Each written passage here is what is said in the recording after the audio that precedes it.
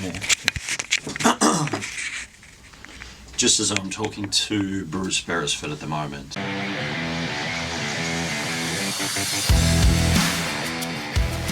Ladies and gentlemen, thank you very much for joining Conversation Hollywood. In this particular episode, we are talking to a Hollywood legend. He's been responsible for Oscar-winning films such as Driving Miss Daisy, tentpole blockbusters such as Double Jeopardy, directed over 30 feature films, two-time Academy Award nominee. Bruce Beresford, thank you very much for having a chat with us. Well, I've got nothing else to do. Well, it's my honour, certainly, just to have a chat with you. And over those 30 feature films that you have directed, what are you looking for from a casting point of view? Well, with each film, I mean, the problem's always different. With each film, it's just a matter of finding the actors that fit my conception of the characters. I'm going to run some names through for you. Morgan Freeman, Pearson, John Lithgow. These are all actors you've worked with more than once. Talk to me a little bit about what you like about these actors. Why did you work with them twice? All of those people you've named are all fabulous actors. I mean, that doesn't mean that they can play absolutely anything. There'll be roles for which they're unsuitable. But there's certainly, you're right. I mean, there are actors I did go back to when I had another project, and I thought, oh, like John Lithgow would be good for this, Morgan would be good for this. And I've gone back to them and said, listen, I've got something else I think you guys would like. And when you have gone back to them, because you've worked with them once, do you find, such as with Morgan, you've had to sell them the project, or has it been very casual? No, it's been pretty casual, really, because by then we know each other and it makes it a lot easier. Absolutely. Now, got to say, I did hear a couple of people tell me a great story about at one particular time you actually cast an extra in one of your films. Oh, that was Tess Harper. That's right. Well, that was in Tender Mercies. Well, I'd been in Los Angeles and I'd auditioned a whole lot of actresses there. And it was, if you've seen the film, it was a sort of simple country girl who, was never lived in a big city. She was fairly bright but unsophisticated. And when I auditioned all the women in Hollywood, I thought they're all too knowing, and that didn't really convince me. And then when I was in Texas and we were looking at extras and people for very small parts, I saw Tess across the room and I said, "Who's that girl?" And then I met her and she said that she'd done a bit of little theatre there. And I thought, she's got just the quality I need. So, then I was a hell of a struggle. I went back to the LA producers and said, "Look, I found the girl for the role. She's in Texas." And they said, "Oh my God, we can't cast an extra in a leading role with Robert Duvall." But then I showed some stuff with her to Duvall, and he said, "No, she's good. So I'm happy with it." What the producers perhaps want as their choice and what the director wants as his choice. Have you felt throughout your career that's something that you've had a lot of toing and froing, or have you found that usually the choice that you want is the choice that the producers want as well? Usually I find, even on the biggest Hollywood films, they will tend to give the director, well, certainly given me, the chance to pick the actors. Rarely have I had someone thrust on me that I really thought was wrong and that they insisted was there for box office. It has happened a couple of times in some roles where they've said, "You've got to use this person or we can't do it." And there's been a couple of disasters because of that, but it doesn't happen often. Usually you find that the producers are pretty well informed about actors and their choices tend to be pretty astute, usually. The list of people that you've worked with, from Sharon Stone to Robert Duvall to Dan Aykroyd to Morgan Freeman, you're working with the best. And I would put as well, a lot of these actors, you're working with them in their prime as well, which is a great testament to not only who you can work with, but also who your choices have been over the years. That is part one of our two-part series with Hollywood director Bruce Beresford. To hear the next part, simply go to iTunes or the website www.conversationhollywood.com.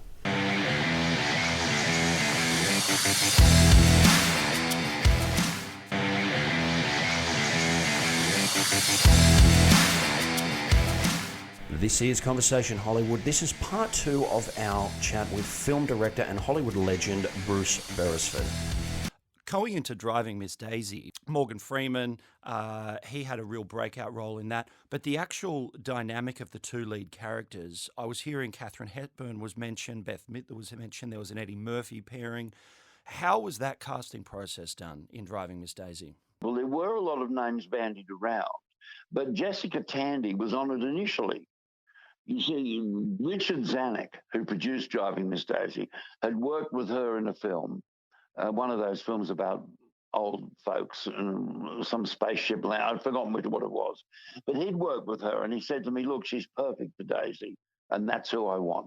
And I saw a couple of things and I said, yes, you're absolutely right. She was always there. Now, Morgan Freeman had played the same role in the off-Broadway production of the play.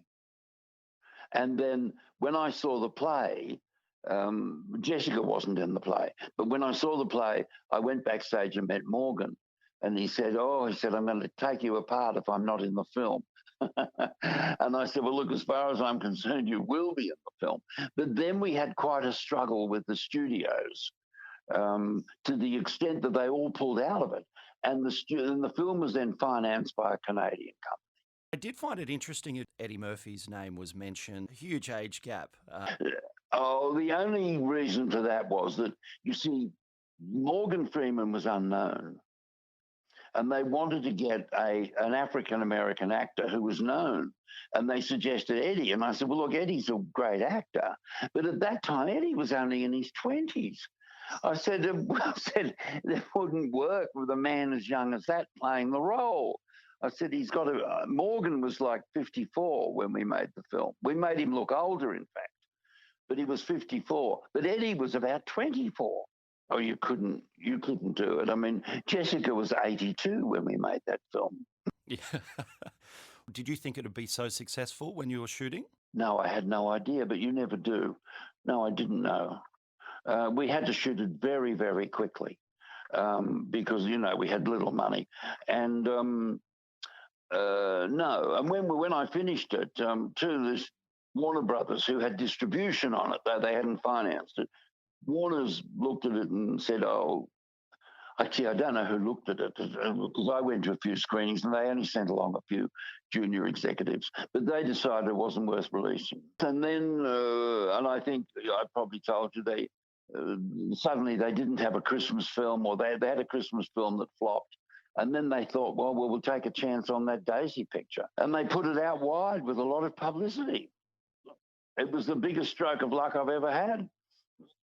On set, if it's a happy set, you can sometimes see the performances really come through an extra gear. It was a happy set. And I knew when we were filming it, I was, every time we did a shot, I was just stunned at how brilliant the acting was.